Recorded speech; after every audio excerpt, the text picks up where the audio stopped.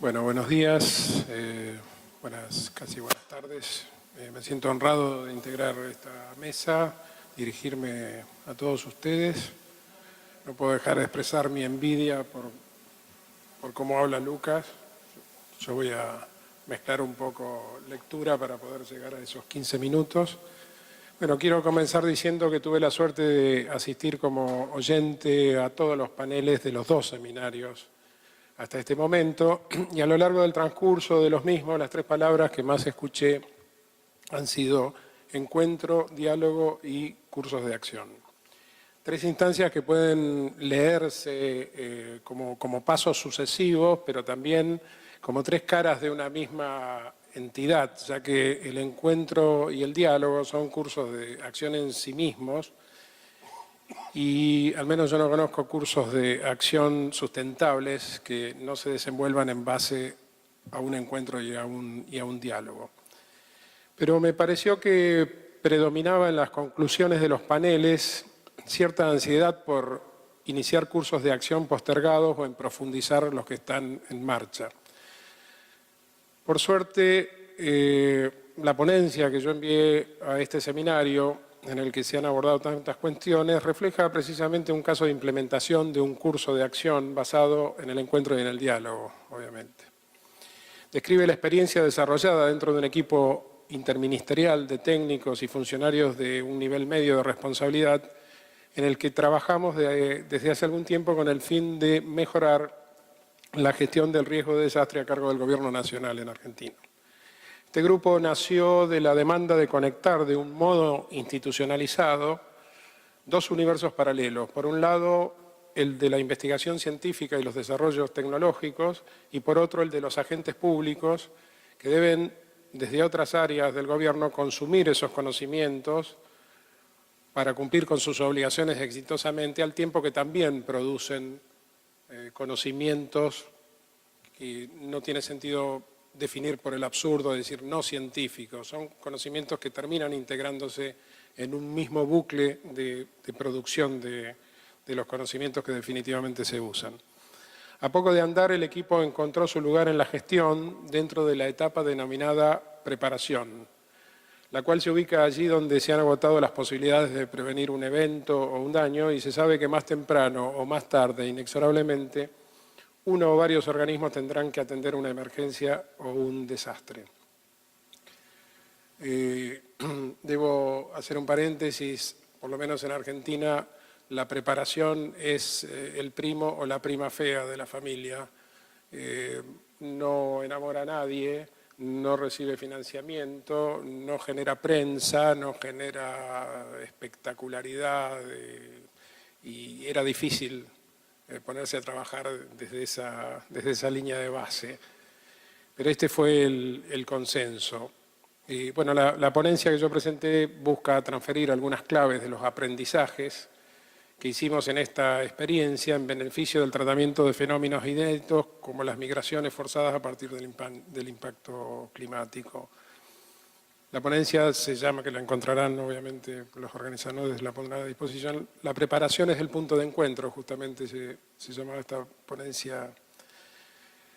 Comenzamos nuestras reuniones hace algo más de 3 años. A propósito de reuniones, tengo que contar una anécdota naif. Hace muchos años, cuando mis hijos y los de mis colegas eran muy pequeñitos, la maestra de primer grado de la escuela primaria le preguntó al hijo de uno de mis colegas, le hizo la típica pregunta: ¿de qué trabaja tu papá? Y el chico le contestó: de hacer reuniones. Ok, pero a mi hija mayor también le tocó la misma pregunta en su escuela con su maestra y la contestó de una manera mucho más cruel. Le dijo: mi papá no trabaja de nada, siempre está en reuniones. Eso debo reconocer que me marcó el ejercicio de la profesión hasta este momento, porque efectivamente siento que trabajo haciendo reuniones. Y retomo, comenzamos las nuestras reuniones hace algo más de 3 años en la creencia de que en un tiempo más bien breve dejaríamos de vernos tras haber prolijado la agenda de contacto, actualizado la lista de capacidades propias de cada organismo. Pero no fue así. Semana tras semana perfilamos colectivamente la fisonomía del problema que teníamos por delante, nos comprometimos en forma tácita a enfrentarlo con rigor profesional y a coronar nuestra labor con productos tangibles que pudiéramos transferir a otros para que los usen o los mejoren o que los reemplacen por otros instrumentos superadores. A esos productos le dimos el nombre de protocolos HIP, GIP en español, y son procedimientos de gestión interinstitucional de información en etapa de preparación, de ahí el acrónimo HIP. Están contextualizados con todo aquello que permita comprender el problema y en los cuales se establece qué hacer, quién debe hacerlo, de cuál manera, en qué oportunidad, cómo pueden los demás acceder a esos productos para utilizarlos como insumos y así sucesivamente. Mi ponencia sugiere que esta forma de trabajo tiene espacio todavía para incorporar a las migraciones o a los desplazamientos de personas inducidos por los eventos originados por el cambio climático, como una dimensión más del desafío. Quiero adelantar, soy optimista. Concretamente, como un rasgo particular de la exposición de personas, hay cabida en la preparación para este nuevo desafío.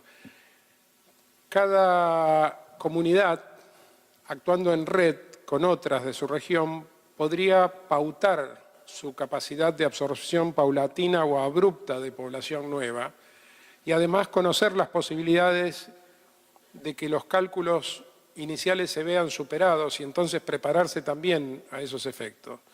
Voy a leer a ustedes nada más que algunos párrafos de la ponencia y algunas frases sueltas de este trabajo que me parecen provocativas con el fin de entusiasmarlos. Primer párrafo. Se impone una planificación, para todo esto que estamos hablando, se impone una planificación gubernamental más transversal, flexible y asertiva frente a la acelerada mutación de escenarios, así como una implementación y control de gestión minimalista que incluya el desarrollo de competencias interinstitucionales, esto es clave, competencias interinstitucionales entre oficinas de gobierno. En ese contexto, las migraciones debidas a las consecuencias del cambio climático no deberían ser visualizadas como un desastre dentro del desastre, sino como una redefinición del desafío a abordar. Debemos trabajar ahora para gestionarlas ya no como forzadas, sino como migraciones pautadas. Otro párrafo que elegí. Por hacer bien nuestro trabajo, entiendo llegar a los sucesos preparados para atenderlos de la mejor manera posible.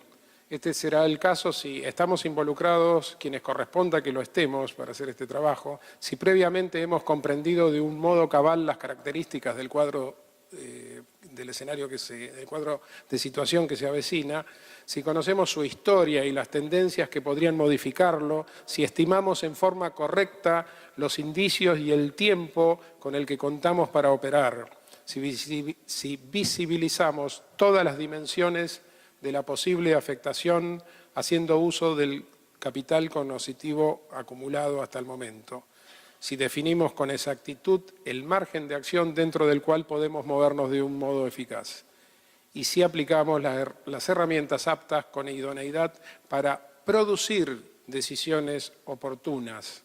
Dije producir decisiones, dejando la adopción de decisiones solo para los dilemas. Ustedes recordarán que todos los problemas probablemente tengan una solución, pero los dilemas no tienen una solución, se resuelven con una decisión.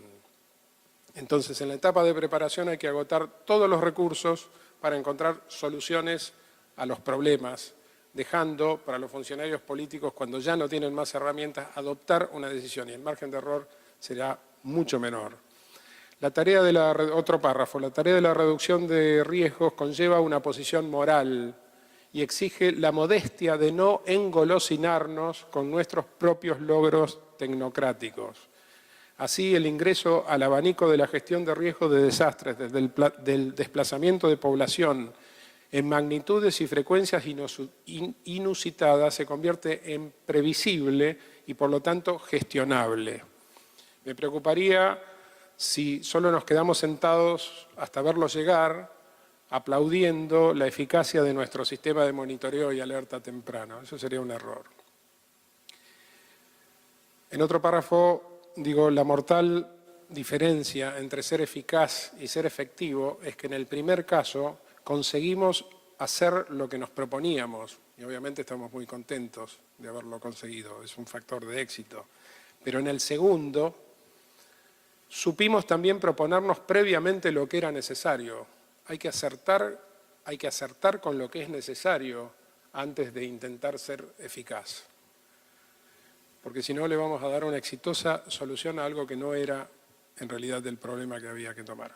Cuando se gestiona la situación límite de la población más vulnerable del planeta, no se gestionan cifras, se gestiona la desesperanza humana, por lo que resulta imprescindible agotar los esfuerzos para ser asertivos. Hace falta rigurosidad profesional, hasta la obstinación. Prepararse es hacer y revisar, hacer y replantearse, hacer y admitir el error o la insuficiencia, hacer sin esperar aplausos, ni más financiamiento como condecoración. Prepararse es colaborar con otros para que puedan hacer mejor las cosas y estar del lado de los que los aplauden cuando lo logren. Preparación es minimalismo, como decía al principio. La estrategia de integración aplicada a esta experiencia fue construir o reponer, llegado el caso, la confianza interinstitucional y una permanente visibilización del espacio de trabajo y de los productos desarrollados en tanto propiedades colectivas, interinstitucionales, a cambio de un aporte, de una cuota de corresponsabilidad técnica por parte de los organismos intervinientes. Y la estrategia de trabajo, no la de integración, fue construida paulatinamente por consenso y consistió en focalizar el alcance del plan de trabajo en metas accesibles y productos colectivos tangibles, inéditos, extensibles, que contagiaran el deseo de sumarse a otros organismos para vivificar lo producido con revisiones o con nuevas propuestas dirigidas a aspectos pendientes. Voy a postergar para el final la lectura de los últimos 3 renglones de un párrafo que seleccioné. Ahora le pediría por favor a los operadores de la cabina que pongan en pantalla unos slides que no voy a desarrollar. Quiero que vean la densidad, visualicen la densidad de este trabajo que acabo de describir. Está en inglés en homenaje a quienes no hablen español, pero tanto estos slides como su versión en español están colgados de la página de la Secretaría de Articulación y en la ponencia hay un link, con lo cual yo no voy a describir esto. Quiero que vean lo que es hacer reuniones. Docenas de pequeñas y grandes reuniones, cara a cara. Es imprescindible trabajar cara a cara cuando se debe construir una moral. Y por supuesto, muchas horas fuera del cara a cara, con cientos de mails, para definitivamente establecer acuerdos. Todas estas fotos están en un periodo de tiempo entre el 2013 y la semana pasada. Esas manos levantadas es establecer acuerdos de trabajo. Bueno, ahí están presentadas las redes con unos nombres muy largos. Y debajo de la segunda dice que entre 2013 y 2015 este espacio interministerial se conoció como Comisión de Trabajo de Gestión de Riesgo. Y ahora, justamente aprovechando el cambio de gobierno y muchos cambios interministeriales, lo cambiamos de formato, hicimos una red que dice concretamente Gestión del Riesgo de Desastre y la asociamos en una agenda común con una nueva red a los efectos de algo que hoy fue muy claro en el panel anterior, el doctor Segenovich. La incorporación, la elevación del estatus dentro de la gestión de riesgo de las tendencias futuras. Normalmente cuando hacemos gestión de riesgo estamos ligados, esclavizados por los aprendizajes del pasado o del presente y no le prestamos atención y a veces no tenemos tiempo a las tendencias futuras. Y quienes estudian y trabajan el cambio climático tienen eso muchísimo más claro, por eso hemos forzado el espacio institucional para obligar a trabajar juntos o propiciar el trabajo conjunto de ambas problemáticas. Esto que ven acá, que no vale la pena entrar en detalle, es la composición más o menos no, es la composición completa de lo que en Argentina se llama el Sistema Nacional de Ciencia y Tecnología. Son, digamos, a ver, salvo 3 logos de los que hay ahí, los demás son organismos propiamente dichos que en general, salvo un caso, no pertenecen al Ministerio de Ciencia y Tecnología, pertenecen a otros ministerios. Acá quiero presentarles la complejidad institucional de hacer reuniones y establecer acuerdos. Y los 3 logos que están arriba, que dicen SIN, CONICET y CRUB, representan en un caso, SIN, ese logo tan chiquitito, 59 universidades nacionales hay en la Argentina. El que dice CRUB, del otro lado, es el Consejo que representa a 61 universidades privadas en la Argentina. Tenemos más de 100 universidades en la Argentina.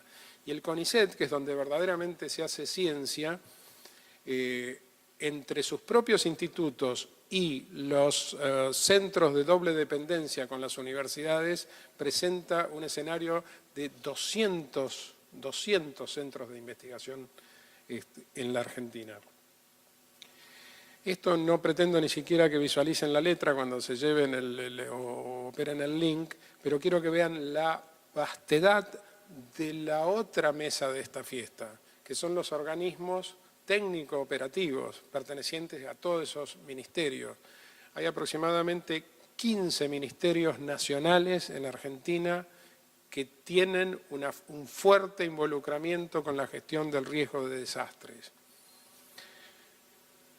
Y esta es más o menos una taxonomía, es la taxonomía que decidimos gestionar con cosas que ustedes todos se pueden imaginar y algunas novedades como la exposición o sobreexposición a radiaciones ultravioleta en superficie, que es un tema no tradicional que se aborda como que lo incorporamos a nuestra taxonomía de amenazas naturales. Cuando vean en detalle esto van a buscar ¿y dónde están las sequías? No están las sequías porque hubo que ponerle término a una discusión más o menos de 2 días entre los científicos de que la sequía no era la amenaza, que la sequía era la consecuencia de la amenaza, que la amenaza son las olas de calor extremas, etcétera, etcétera. Hay mucha discusión detrás de cada línea. Y luego desarrollamos otra taxonomía, esta es una elección, no son las más importantes del mundo, son las que decidimos trabajar, que son amenazas naturales conexas o vinculadas o originadas, amenazas tecnológicas relacionadas con amenazas naturales. Nosotros produjimos con todo esto un instrumento que se llaman los protocolos HIP, como dijimos, y ahí está narrado el propósito, que yo ya lo he descrito coloquialmente, no hace falta revisarlo, pero ustedes lo tienen ahí a disposición. Y la primera listita son los protocolos que ya están producidos. En el mismo link donde van a encontrar esto van a tener todos los protocolos producidos. Los pueden bajar, los pueden usar, los pueden criticar, los pueden utilizar como base para otro tipo de desarrollos. Están desde el mismo momento que están producidos, están a disposición de cualquiera que los valore desde algún punto de vista.